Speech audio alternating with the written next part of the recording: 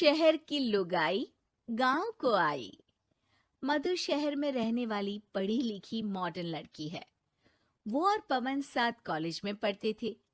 धीरे धीरे उन दोनों में प्यार हो गया। पर पवन गांव में रहने वाला एक साधारण सा लड़का है।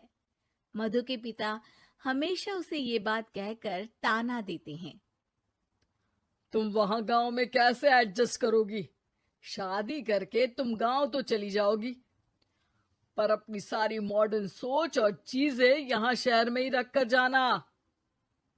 ये सुनकर मधु को बहुत गुस्सा आता है। तो क्या हुआ अगर वो लोग गांव के हैं? मैं वहां जाकर उस घर को बिल्कुल शहर की तरह बना दूंगी। शाम होते ही मधु पवन को वीडियो कॉल करती है। अच्छा हुआ तुमने वीडियो कॉल कर लिया। आओ, मैं तुम्हें आज अपनी माँ से मिलाता हूँ। अरे बिट्टू, क्या कर रहा है? ये क्या है? दूर करना इस टुनटुने को। जाने कौन दिख रहा है इसमें तो। अरे माँ, आपकी बहू का वीडियो कॉल है। आप इसमें अपनी बहू से आमने सामने बात कर सकती हैं। नमस्ते माँ जी, कैसी हैं आप? अरे जका, ये बहू ने अपने कानों में क्या लगाया है? जो कैसे झुमके हैं? झुमके नहीं माँ जी, इन्हें ईयरफोन्स कहते हैं।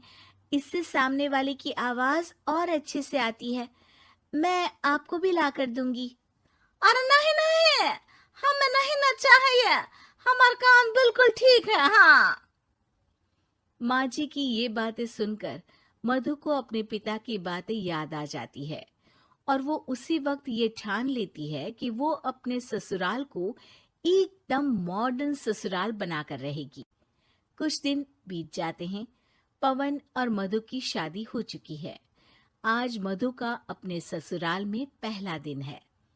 माँ जी, मैं आपके लिए एक तोहफा लाई हूँ। अरे इतना बड़ा तोहफा! अरे क्या लाई है रे इस बड़े से बक्से में? मधु बॉक्स खोलती है। ये क्या है? ये वैक्यूम क्लीनर है। मैंने आपको झाड़ू लगाते हुए देखा तो सोचा अब आपका काम आसान हो जाएगा। अरे वाह बहू वाह, तूने मुझे झाड़ू लगाते हुए देखा तो तू मेरा हाथ से झाड़ू लेकर खुद भी तो लगा सकती थी ना। पर नहीं, तूने तो जे मशीन लाकर मेरे हाथ में दे दी कि यह काम हमेशा मैं ही करूं। ये आजकल की शहरी छोरियां बिल्कुल नहीं बदलेगी। मधु को मन ही मन गुस्सा आता है, पर फिर भी अपना गुस्सा भूलकर मधु माजी को वैक्यूम क्लीनर इस्तेमाल करना सिखाती है। अगले दिन मधु सुबह उठती है तो ये आंगन में से कैसी आवाजें आ रही हैं? मधु दौड़ती दौड़ती आंगन में जाती है और देखते ही चौंक जाती है। अरे माँ जी, ये आप क्या कर रही हैं? और वो कहा है ना, सुबह मैं जब कुएं से पानी निकाल रही थी तो मेरे कान की बाली उसमें गिर गई थी। तो ये तेरा वैक्यूम ना सारी चीजें अपनी तरफ खींच लेता है ना, तो मेरी बाली भी तो निकाल ही देगा। उसी की कोशिश कर रही हूँ, पर न जाने क्यों अब ये चालू ही नहीं हो रही तेरी मशीन। अब वो चालू होगी भी नहीं। पर अब कुएं में से पानी निकाल क्यों रही थी? अरे कमाल करती हो ना बहू। पीने के लिए पानी क्या तेरे मायके से लाऊं मैं? अरे कुएं से ही तो निकालना पड़ता है। हाँ, पीने के लिए पानी, और वो भी कुएं से। मधु दिमाग लगाती है और थोड़ी ही देर में घर में वाटर प्यूरिफायर लगवा देती है। ये देखिए माँ जी, इसमें बस एक बार पानी भर देंगे तो नल में पानी साफ होकर बाहर आएगा।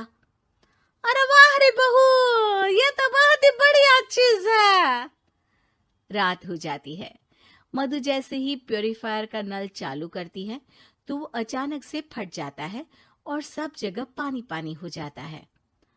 अरे ये क्या हुआ? ये क्या हो गया? मैंने तो बस इसमें उबला हुआ पानी डाला था, ये इतनी जल्दी खराब हो गया। अरे ये सारी शहरी चीजें सब ऐसी ही होती है कबूरी। क्या आपने इसमें उबला पानी डाला था? हाँ तो फिर पानी तो तभी साफ होगा ना जब उसे उबालेंगे। ये मशीन का कोई जिन है जो हमने जो बोला वो कर देगी है? मधु को बहुत गुस्सा आता है। इस तरह तो मेरा अपने ससुराल को मॉडर्न बनाने का सपना अधूरा ही रह जाएगा। नहीं, मैं इस तरह से हार नहीं मान सकती। थोड़े ही दिन में मधु पूरे किचन को मॉड्यूलर किचन में बदल देती है। अरे वाह बहुआ, इतनी सारी अलमारियां! माँ जी मॉड्यूलर किचन देखकर बहुत उत्सुक हो जाती है। ये बक्सा का है? बहू ने शायद गलती से इसे यहाँ रसोई में रख दिया है, पर है तो ये बहुत ही बढ़िया। अगले दिन सुबह,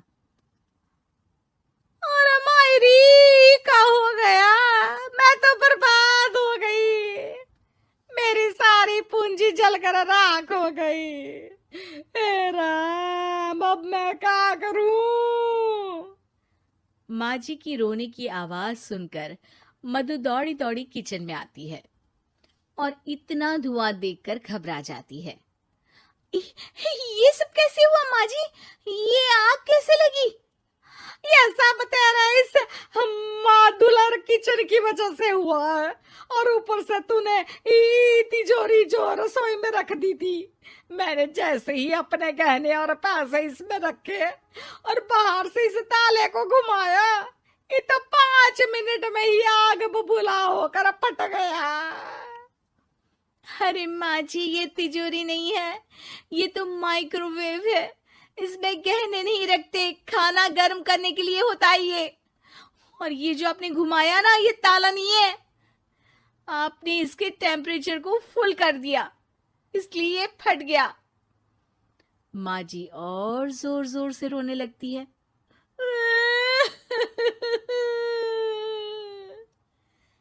मधु सर पीट लेती है और कसम खाती है कि अब ससुराल को मॉडर्न बनाने की कोई कोशिश नहीं करेगी।